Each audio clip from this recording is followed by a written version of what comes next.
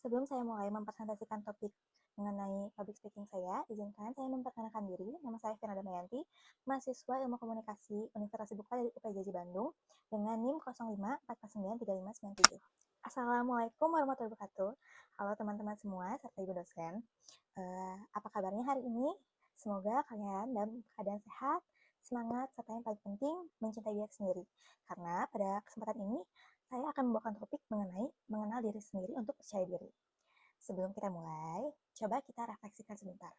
Pernah nggak sih kalian ketika main media sosial seperti TikTok atau Instagram, lalu tiba-tiba merasa minder atau karena melihat hidup orang lain lebih sempurna atau bahagia, atau mereka terlihat lebih cantik atau tampan, mempunyai banyak pencapaian dalam hidupnya, serta hidupnya terlihat lebih menarik dan semuanya terlihat lebih baik daripada kita.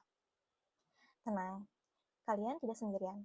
Menurut data dari Kumparan, banyak generasi Z yang mengaku rasa percaya dirinya naik turun karena komentar yang ada di media sosial.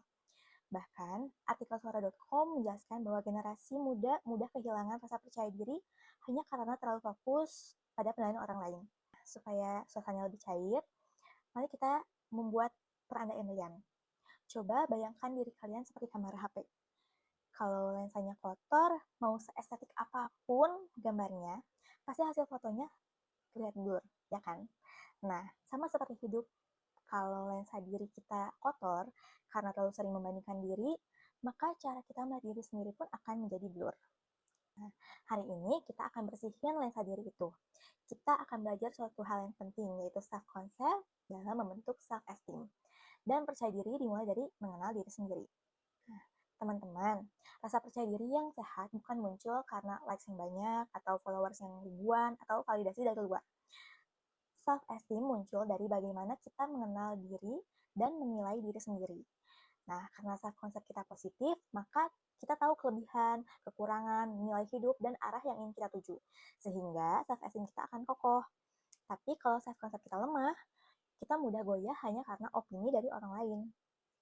Banyak dari kita merasa kurang bukan karena kita kurang bagus atau kurang menarik, tapi karena kita tidak terbiasa menerima diri kita apa adanya. Nih, artikel suara.com menegaskan bahwa keberanian tampil berbeda adalah tanda konsep yang kuat. Belajar menerima diri berarti kita berani berkata, aku cukup, aku berharga, dan tidak harus sama seperti orang lain. Self-konsep itu terbentuk dari 3 hal penting. Yang faktor pertama adalah penilaian terhadap diri sendiri. Yang kedua, lingkungan terdekat seperti keluarga, teman, atau circle pergaulan. Dan faktor ketiga adalah media sosial dan bagaimana orang menilai diri kita. Di era digital ini, faktor ketiga seringkali paling kuat. Padahal tidak semua komentar, perbandingan, atau standar media sosial itu benar, kan? Maka penting untuk membiasakan diri memilih lingkungan yang sehat, baik itu lingkungan nyata atau lingkungan digital. Menurut James Clear dalam bukunya Atomic Habits, perubahan besar dimulai dari identitas dan kebiasaan kecil, bukan dari hasil. Kalau ingin percaya diri, kita harus bertanya, aku ingin menjadi versi diriku yang seperti apa? Nah, setelah itu baru kita bentuk kebiasaan kecil untuk mencapainya. Misalnya saja, kalau kamu ingin menjadi diri yang lebih disiplin, maka mulai dengan kebiasaan kecil seperti bangun lebih pagi, atau misalnya saya ingin percaya diri saat berbicara. Nah, bisa mulai dengan kebiasaan kecil seperti membiasakan diri berbicara di forum yang kecil, atau misalnya jika kalian ingin menghargai diri, bisa dimulai dengan membicarakan atau membentuk afirmasi positif terhadap diri sendiri di setiap paginya. Teman-teman, percaya diri bukanlah soal menjadi yang paling hebat, paling cantik, atau paling sukses di media sosial. Percaya diri adalah ketika kita tahu siapa kita, apa yang ingin kita perjuangkan, serta bagaimana menghargai diri tanpa harus membandingkan dengan hidup orang lain. Dalam pertemuan ini kita dapat mengetahui bahwa semakin kamu mengenal diri sendiri, maka semakin mudah juga kamu akan percaya diri. Memahami diri sama dengan langkah pertama untuk mencintai diri. Kualitas konsep dirimu sangat dipengaruhi oleh apa yang ada di sekitarmu dan oleh lingkungan yang kamu pilih. Jadi, untuk bangun konsep diri juga dengan lewat kebiasaan-kebiasaan kecil. Ingat satu kalimat ini baik-baik. Self-concept adalah fondasi. Self-esteem adalah bangunannya. Jika fondasinya kuat, maka bangunannya pun akan kuat dan bertahan lama.